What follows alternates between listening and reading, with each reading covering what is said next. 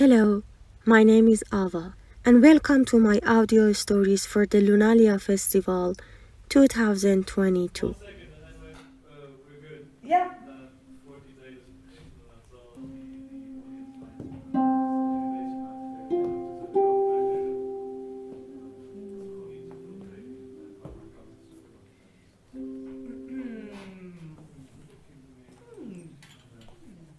I am a harpist, so I studied harp and philosophy because I always wanted more, apparently. And when I was in my bachelor, I was making a lot of interdisciplinary programs for fun, for training. And then by total chance, in 2016, together with Evie, the percussionist, Evie Philippou, we made a first documentary concert. We interviewed a lot of Greeks that left Greece because of the crisis. And we premiered it. And so many things felt very good in that first production. First of all, I had no performance anxiety. That was the most important thing. Because before, when I had to play concerts, I was always very nervous. Like, why am I here? Why do you have to look at me for this piece? And the code didn't fit me somehow, sending music into an audience. And with musical journalism, I didn't have a name for it back then. I felt, I'm not here for myself because it's about all these Greek people that we interviewed and it's about the story and the topic. So now I can finally disappear and now I finally feel good. So it was very important for me. I think a lot of this performance anxiety, you learn techniques to learn to deal with it, and breathing and meditation and affirmations and CBT and all of that. And in the end, if just you disagree somehow with the setting of a classical music concert, no technique against performance anxiety is going to help me, at least. So I was extremely relieved when I played my first documentary concert. Like, yes, finally, I'm not nervous. And I really enjoyed this. So I have to keep on doing this. And there was another important moment when we were rehearsing with Katerina, the singer. I kind of forgot that I had never improvised and composed music, ever. And we were 10 days before the premiere. I had put a piece that was written by somebody else in a certain place, and she looked at me and she said, and now I want to hear what you have to say with your instrument. And that was a very important moment too. It could have gone completely wrong. I could have frozen because improvising music is not that easy, especially without practice. And that was very important for me to hear as well. So then we had made this first show, and then I started a lot of discovery and research. And I found the name during a retreat with other classical musicians, actually, in Germany, in a castle. And there I thought, yes, but that's what I am. I'm a musical journalist. And in that, all of the things that I care about can come together in one way of working. I've been extremely happy since then, to have something to do where really all the parts of myself have a place within the one work, I think is beautiful. Otherwise I get bored also, so it's needed. And it's a bit confusing because I am doing the research, the concepts, the interviewing, the dramaturgy also. I'm playing, composing, the production, it's a lot of things. Now we are growing, so I have to delegate a bit more. But I think this unity is very important. Otherwise it wouldn't be musical journalism. Otherwise it would be everybody doing their separate job. And it would become some sort of a patchwork, like a quilt of many different parts instead of a tapestry. And I think especially in the first years it was very needed that I did everything. And I learned everything. And I found my partner in the Netherlands, which is the Bali. It's like a debating theater. So people get together there to talk with each other. It's very special. And now I'm very happy to have here in Mechelen, LUNALIA, also a partner for the coming 5 years. So I have a few places, houses, where we can, have a base and from there go into the world and make a lot of musical journalism. But a lot of soul searching and a lot of thinking and trying and intense feelings and intense experiences that I've had over the years. And a lot of learning, because I'm trained as a classical harpist, so essentially I'm trained as nothing, You are a musician, but it's not very practical, so, you have to now learn how to be a documentary maker. You have to now learn how to be a radio maker. So that's was a very steep learning curve, a lot of things to learn. And it's not stopping. I need that also, I think. Yeah, it has so many layers. It does. Yes. It does. Sometimes it's a bit hard to, especially in the first shows, that I couldn't share the process yet with people. Or like with my boyfriend, for example. He sees me sitting behind a computer for months, and then suddenly there is a show. That's very different than when you have a score, you're practicing your music, you are a writer, you write a day and you have a piece. It's very mysterious. Also for the artists that I'm working with in the beginning, nobody knew how the codes would fit together. Also from a practical point of view, like we're gonna record and make a film, but it's not a film in itself because it's a film with musicians that will play live. So how much do we edit and how do we pan the audio and in what quality do we record? And it's technically also very, very complex. So I'm very happy we've done it a few times now, because now you can refer back to older work and it becomes more clear. And I feel less alone because there's more people who have been through the process with me, so it's becoming a lot easier. As a music journalist and as a composer for this project, could you tell us a bit about the context of your project and how did you decide to work on this subject? I always make a musical journalism, so the combination of our own journalism with our own music. And I make that always about what I call emotional blind spots in the society. So feelings that are present in many people, but a bit hidden. We can't really put the finger on them yet. And they cause problems in society for people, for bigger groups of people. Emotional blind spots. And I like these topics because I think there you need and the journalism and the analysis and the research and the music in order to really bring it to the surface and transform it into something more helpful. So that's why it takes me ages to decide on a topic to make musical journalism about. Maybe it will change. Up until now it took me a long time always. And for While We Live, I really wanted to make a show about loneliness. I wanted this since I was very young, because back then I started making it in 2019. Dames en heren, welkom. Mijn naam is Andrea. Ik ben hier met Sarah en met Evie. Most likely, there are some people here today that don't speak Dutch, and that's why we will have this show in English. We came here today on a beautiful day outside to talk about loneliness. I really thought it's the main problem in society.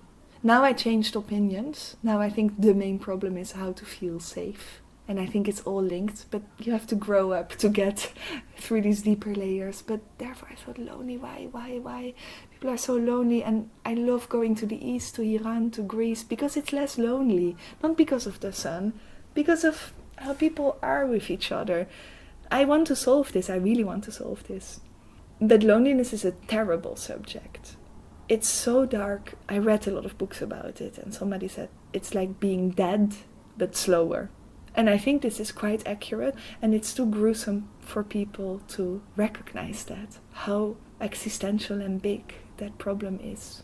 That's why we call the show While We Live. Because if you don't have this sorted out, your loneliness, little living is left to do if you're all alone in your Lucifer box of an apartment. It's beyond sad. But then I got very stuck in thinking, okay, what are we going to do with this topic? Because I never want to just break the taboo, which is very popular. Breaking the taboo, first of all, I think it's more private than public. It's much more harder to sit across a person and say, you did me wrong, than to put on social media, I was harassed by this person or something like that. I believe you need a lot more courage to do things one-on-one.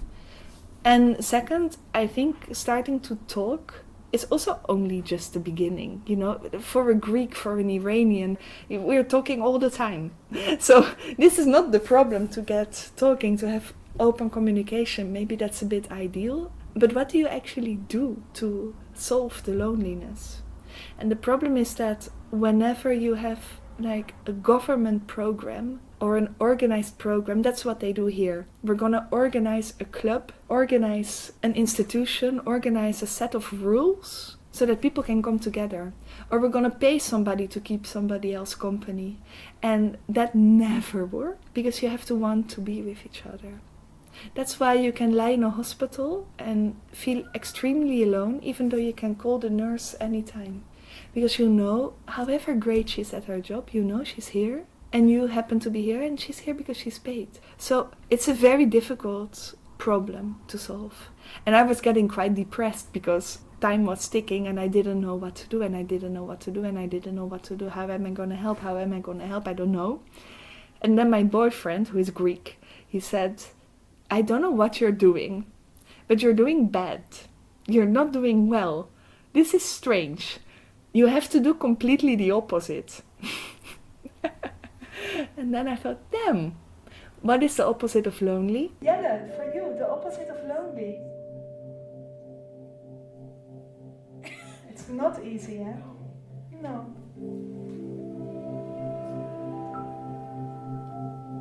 Being connected with nature. Wow. For me, it's Greece. And why is it Greece? Because I feel welcome there and I feel carried by all these strangers that I don't know.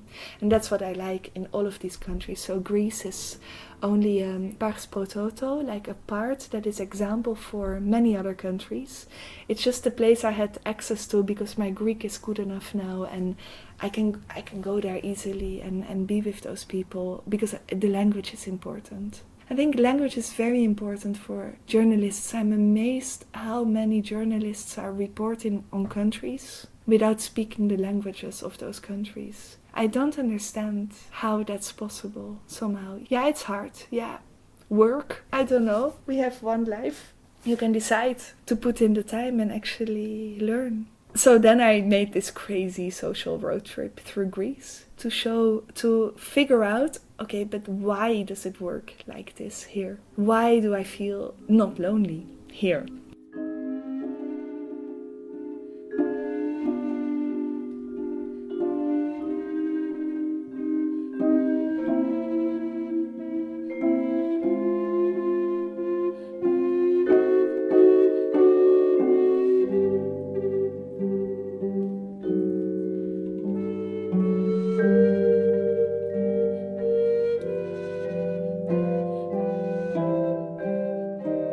And I thought when we were leaving that I would find very different answers on an island, in the mountain and in the city. Because the geography is so different. The rhythm of life, the elements, the nature changes how you feel, and therefore changes the social relationships. But the thing is that we found exactly the same everywhere. That was very, very surprising to me on this, let's say, deep cultural level that I was asking the questions on. They all had pretty basically the same answers about how the Greeks are with each other. So that was great. It made it easier to make a show, definitely. And of course, for me, being together with a Greek, I am a lot in Greece, like easily. If I can, 4 or 5 months per year, I want to be in Greece. It's been ages now, I want to go back. It's time to go back.